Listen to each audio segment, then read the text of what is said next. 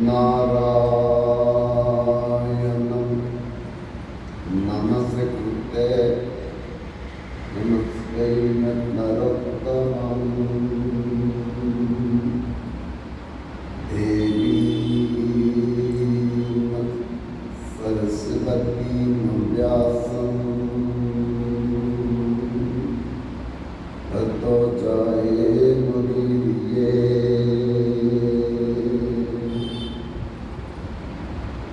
वासुदेव परावेद वासुदेव परमखा वासुदेव परयोग वासुदेव परक्रिया वासुदेव परम ज्ञानम वासुदेव परम तपा वासुदेव परधर्मो वासुदेव परागति महाप्रसाद जननी सर्वस्वभाग्यवर्धनी आदि व्याधि हर नित्यम तुलसी तवं नमो कस्तुते। श्री कृष्ण चैतन्य प्रभु नित्यानंद श्री अद्वैत गदाधर शिवसदि गौर भक्त वृंद। हरे कृष्णा कृष्णा कृष्णा हरे हरे हरे राम राम राम हरे हरे। वृंदावन बिहारी लाल की सियावर रामचंद्र महाराज की। उमापति महादेव की। अंजनी पुत्र हनुमान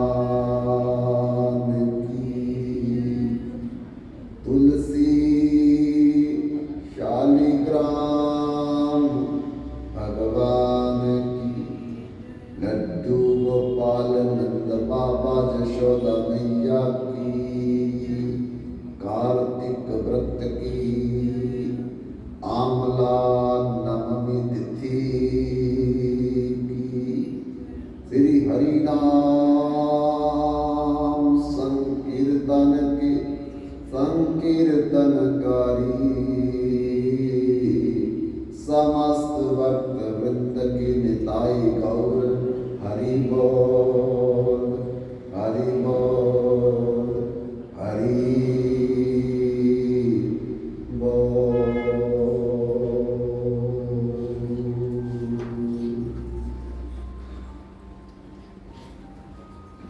कल गजेंद्र और ग्राह का प्रसंग चल रहा था। किस प्रकार जब हमें अपनी देह का अभिमान होता है, अपने धन का अभिमान होता है, हमारे पद का अभिमान जब हमको होता है तो भगवान उसे सहन नहीं करते। क्यों? क्योंकि इससे जीव का नुकसान होता है, हमारा नुकसान होता है। जब हमारा शरीर भी अपना नहीं है, ये भी भगवान की अहित्व की कृपा से हमको मिला है।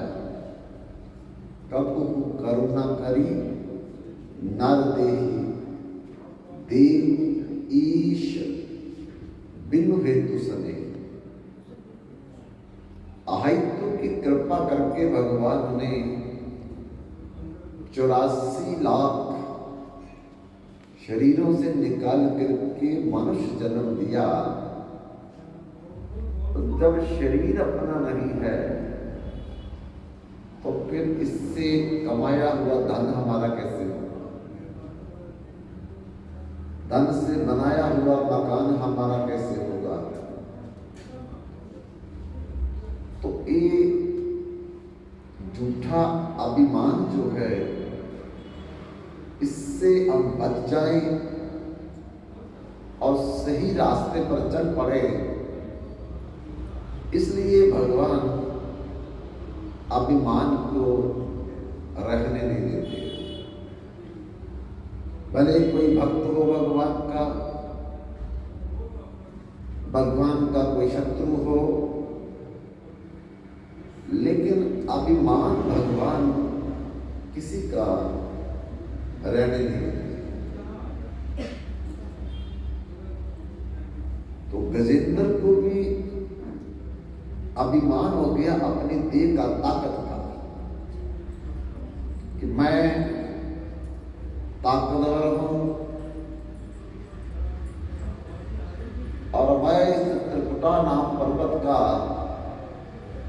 भगवान हूं। मेरे कारण ही मेरे परिवार की पालना हो रही है, रक्षा हो रही है। मेरे कारण ही ये लोग अभय होकर के जहां रह रहे हैं, लेकिन जबकि रक्षा करने वाला भगवान है, पालना करने वाला भगवान है। और हम अपना धर्म पाल लेते हैं, तो भगवान हमें याद दिलाते हैं कि तुम कुछ नहीं, जो कुछ तुम कर रहे हो ये मेरी शक्ति के आधार पर कर रहे हो। इसलिए जब गजेंद्र को इतना अभिमान हो गया, तो भगवान उसका समाधान कैसे करेंगे? ये भगवान ने एक लीला की कि उस गजेंद्र को बहुत प्यास लगी, भूख लगी। असहनीय भूख और प्यास जब उस गजेंद्र को लगी, तो पेड़ों के पत्ते खाकर तो अपनी भूख को तो मिटा लिया उसने, लेकिन पानी कहां से पिए? तब बेचैन हो गया, उतावला हो गया, पानी मुझे कहां से मिले? हाथी की सुग्राण शक्ति जो है, सूंघने की शक्ति जो है, ये बड़ी तेज होती है। 25-30 किलोमीटर से भी एक उस सुगंध को ग्रहण करके पता लगा लेता है कि उस स्थान पर क्या है। तो इसकी नासिका में कमल के फूलों में रहने वाले पराग की सुगंध आई। तब समझ गया कि जरूर ये जो सुगंध पराग की आ रही है, कमल के फूलों से आ रही है। और कमल का फूल पानी में रहता है, इसलिए जिस दिशा से ये सुगंध आ रही है, उस दिशा में पानी अवश्य है। तो वहां वरुण देवता ने ऋतुमान नाम का एक सरोवर बनाया था, जिस सरोवर का जल बड़ा निर्मल, स्वच्छ और जिसमें तरह तरह के रंग बिरंगे कमलों के फूल खिले हुए थे। उसमें पराग जो होता था सरोवर में चलने वाले रहने वाले मगरमच्छ, मछली, केकड़ा, कछुआ, मेंढक के कारण जल में गिरता था और वो जल सुगंधित हो जाता था। तब चलने वाली वायु जिस दिशा में चले उसी दिशा में उस सुगंधित जल की खुशबू जो है वो दूर दूर तक उसको पहुंचा देती थी। गजेंद्र समझ गया इस बात को, उसी दिशा में चलने लगा और जिस दिशा में गजेंद्र चलता था उसी दिशा में उसका काफिला पीछे चल पड़ता था। हजारों गजेंद्र की पत्नियां हैं, हजारों पुत्र पुत्रियां हैं, हजारों उसके मित्र हैं, हजारों की संख्या में उसके रिश्तेदार गजेंद्र के पीछे पीछे चलने लगे। आखिर जो गजेंद्र चाहता था वो स्थान उसको मिल गया, निर्मल जल का भरा हुआ सरोवर। एकदम सरोवर पे उतर करके उसने जी भर के जल पिया, प्यास मिटाई। तब अपने बच्चों को सूंड भर भर करके जल की स्नान करवाने लगा। अपनी पत्नियों को जल का छिड़काव करने लगा। मित्र, रिश्तेदार जितने भी उसके साथ चलते थे काफिले में, सबको स्नान करवा करके बाद में स्वयं उस जल में घूम घूम करके खेल करने लगा, क्रीड़ा करने लगा। निश्चिंत होकर के, अभय होकर के, लेकिन वो जानता नहीं था कि इसी सरोवर में उसका काल बैठा है। तब क्रीड़ा करने के कारण, घूमने के कारण उस सरोवर का जल किनारे तोड़ तोड़ करके बाहर गिरने लगा। भीतर में रहने वाले छोटे बड़े जानवर डर के कारण वहां के राजा ग्रह के पास जाकर के बोलते हैं, आप जहां के राजा हैं और इसीलिए हम भयमुक्त होकर के रहते हैं, लेकिन ये कौन ऐसा प्राणी है निडर होकर के जल को हिला रहा है और जल के हिलने के कारण पानी सरोवर के किनारों को तोड़ तोड़ करके बाहर निकल रहा है, जिससे हमको परेशानी हो रही है। अगर आप हमें भयमुक्त नहीं करेंगे तो हम इस सरोवर को छोड़ करके किसी और जगह पे चले जाएंगे।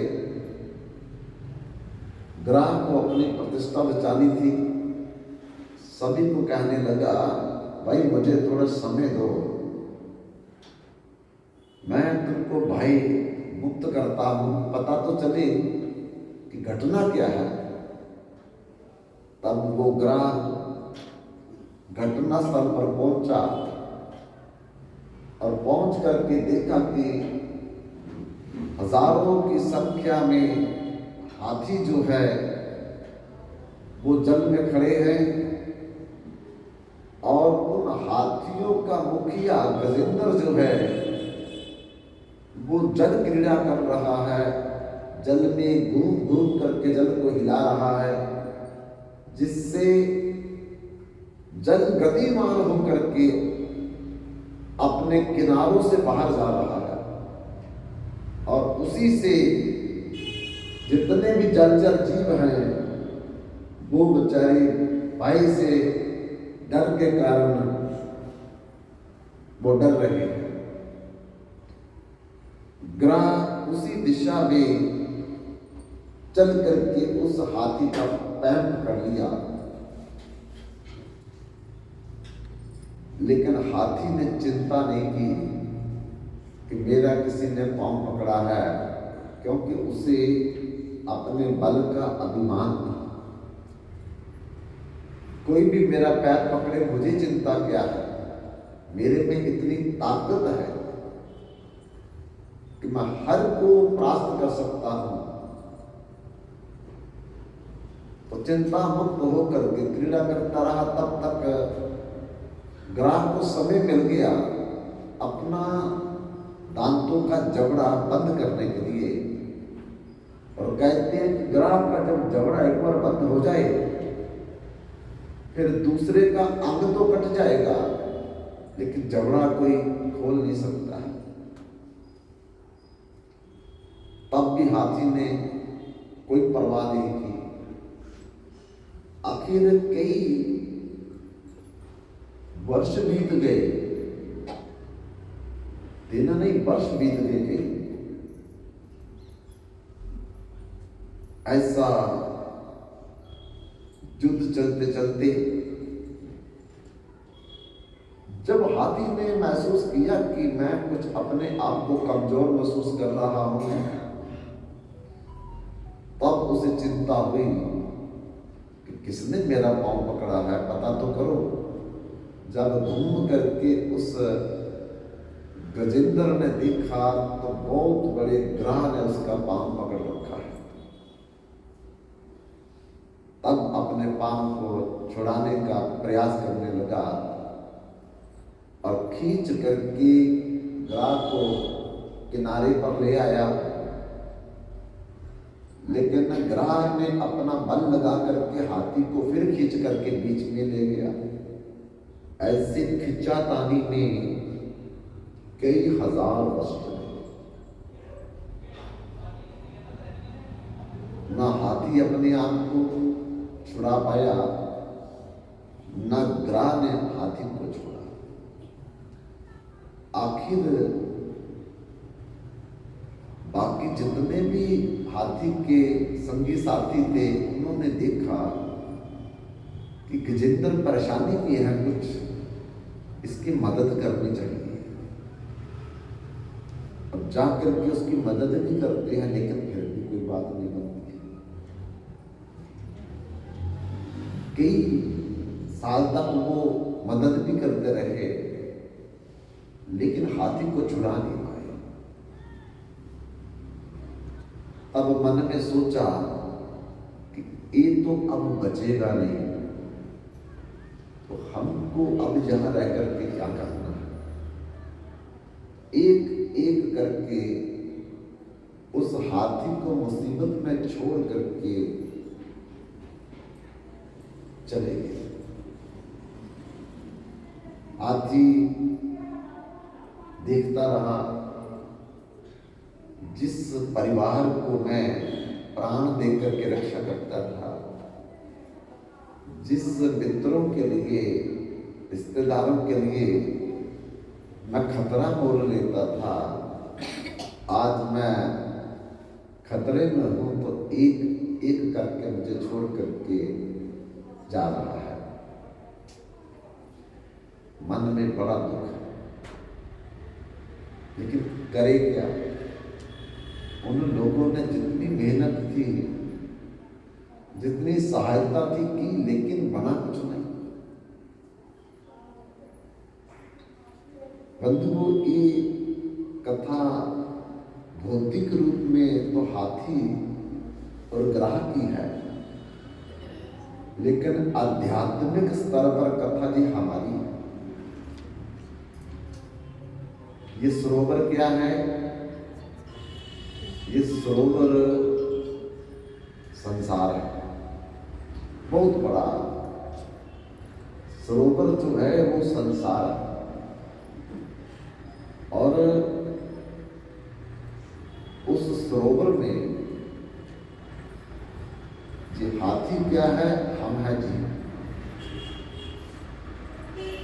और हमारे भी बहुत से रिश्तेदार हैं, उस गजेंद्र के भी बहुत से रिश्तेदार हैं। संसार में हाथी की तरह क्रीड़ा कर रहे हैं, निश्चिंत होकर के मौत को नजरअंदाज करके अपने अपने कामों में व्यस्त हैं। रात जा रही है, दिन आ रहा है, दिन जा रहा है, रात आ रही है, और इसी प्रकार हमारी आयु दिन प्रतिदिन क्षीण होती जाए, लेकिन सीखते हम कुछ भी नहीं। भगवान शंकर ने शिक्षा दी इस विषय में, दिनमपि रजनी सायं प्राता शिशिर बसंतो पुनरा जाता काला कृति गच्छत्या आयु तदपि न मुंचति आशा। पुनरपि रजनी पुनरपि दिवसा पुनरपि पक्षा पुनरपि मासा पुनरपि अयनम पुनरपि वर्षम तदपि न मुंचति आशा वर्ष। दिन जा रहा है, रात आ रही है, रात जा रही है, दिन आ रहा है। ऐसी हम अपनी आयु को खत्म कर रहे हैं, लेकिन सीखते कुछ नहीं है। सीखना क्या है कि मनुष्य जन्म पाकर के तुरंत भगवान का भजन करना चाहिए, और दूसरा कोई काम नहीं होगा। क्यों? क्योंकि गोविंद मिलन की जही बेरिया, भगवान के मिलने का यही मनुष्य जामा है, और कोई शरीर में भगवान को प्राप्त नहीं कर सकते। और जब तक है तब तक कर लिया किसी ने तो ठीक है, जिस दिन चला गया फिर 84 के चक्कर अनंत करोड़ों वर्षों तक कोई चक्कर घूमता रहेगा। इसलिए मिलु जगदीश मिलन की बरिया, चिरन काल ए देश जरिया। उस जगदीश भगवान के साथ मिलने के लिए ये शरीर मिला है, जो मिल जाएगा और तो बच गया, और जो इस माया के चक्कर में पड़ करके अपना उद्धार नहीं कर पाएगा, वो 84 के चक्कर में पड़ जाएगा।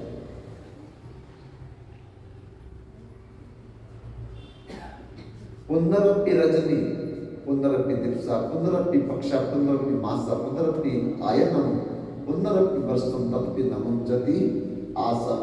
इसी प्रकार से पक्ष जा रहा है, मास जा रहा है, आयन जा रहे हैं, साल जा रहे हैं, पर सीखते हम कुछ नहीं है। मोह की निद्रा में हम लोग इसी संसार के कार्य में व्यस्त रहते हैं,